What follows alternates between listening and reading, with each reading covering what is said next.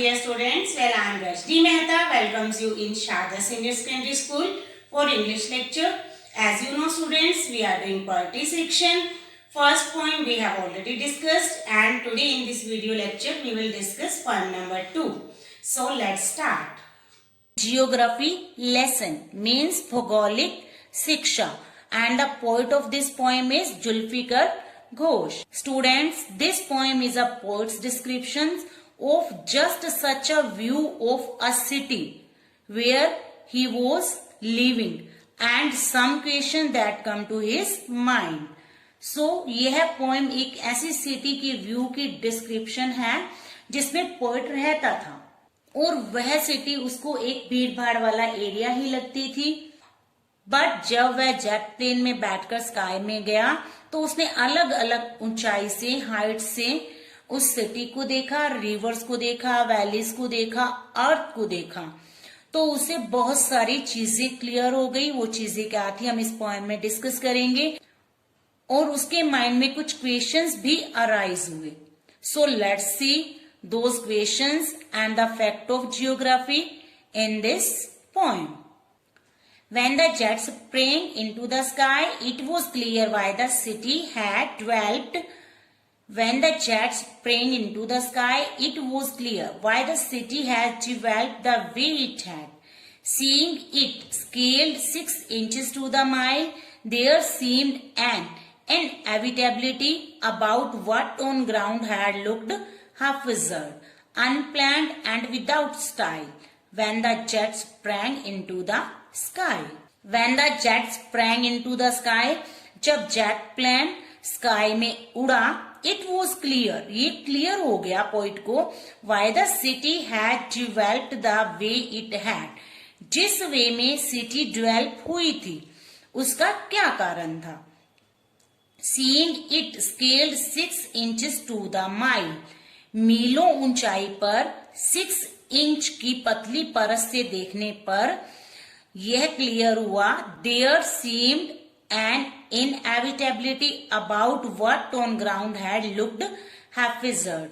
There seemed उसे feel हुई, लगी, एन इनएविटेबिलिटी मीन्स नेसेसिटी, जरूरत, उसे लगा कि जरूरी रहा होगा, about what on ground had looked haphazard, कि जो धरती थी वो इस तरह से, हैफिजर्ड होता है अनस्टेबल, एक समान ना दिखना, एक समान दिखाई क्यों नहीं देती थी। अनप्लैन्ड एंड विदाउट स्टाइल, और बिना प्लान के ही अर्थ पे कुछ ना कुछ बना दिया गया था और बिना ही स्टाइल के।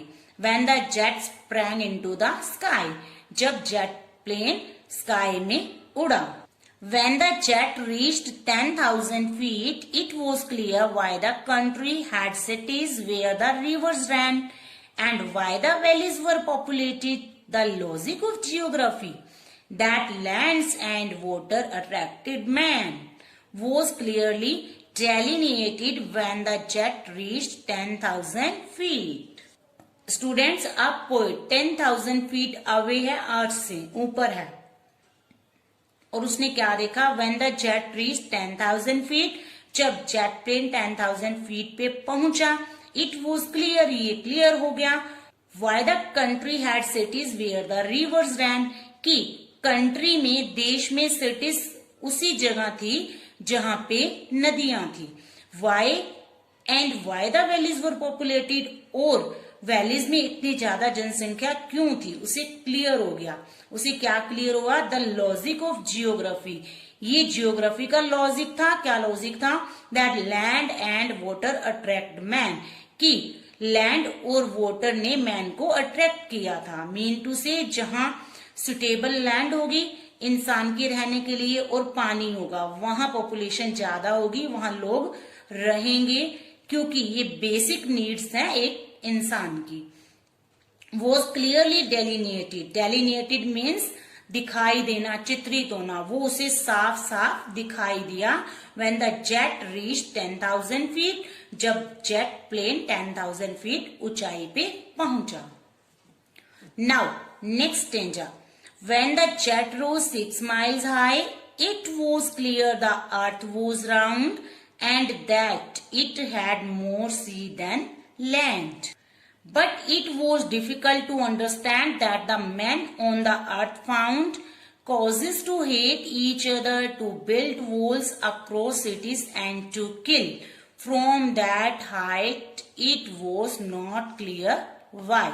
Now, poet said that when the jet rose 6 miles high, जब जेट प्लेन अर्थ से 6 मील की ऊंचाई पे पहुंचा, it was clear the earth was round. Poet को क्लियर हो गया कि अर्थ गोल थी.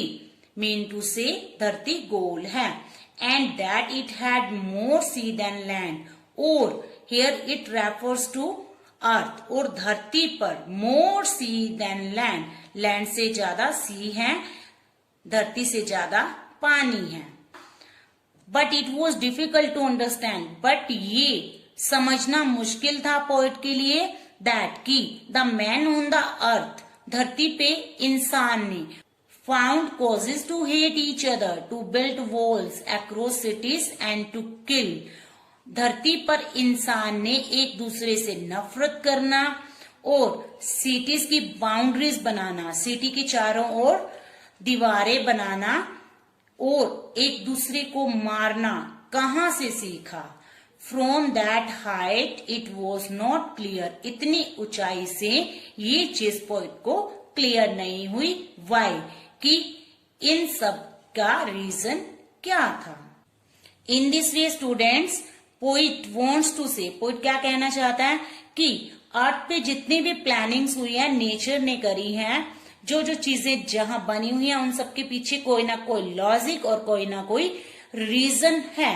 लेकिन जो अर्थ पर मैन ने एक दूसरे से हेट करना सीखा है और बाउंड्रीज बनाना सीखा है अपने सिटीज की, कंट्रीज की, और इंसान एक दूसरे को मारना चाहता है, ये सब कहां से आया, अर्थ पे रहने वाले इंसान ने कहां से सीखा, ये आज तक भी पोइट को क्लियर नहीं हुआ. Have a nice day. Bye bye.